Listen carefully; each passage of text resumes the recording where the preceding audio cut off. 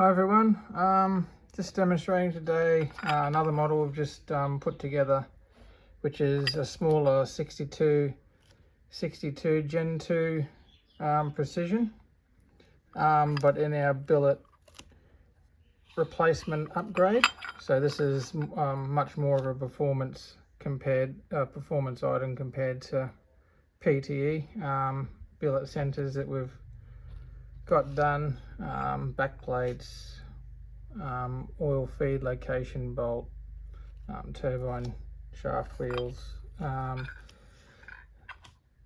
billet 7+7 comp, which is upgraded compared to PTE stuff. So this turbo produced probably 50 horsepower plus compared to precision product.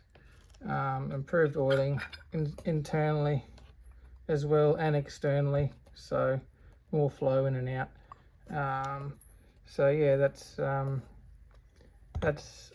new model, the 6266 that we're doing. So we can do 5.5/8 all the way up to 68/70 at the moment. So when we can get other parts and samples from customers, we'll be doing other models and bigger stuff as well. So thought I'd let you know, and that's just another model that we can do.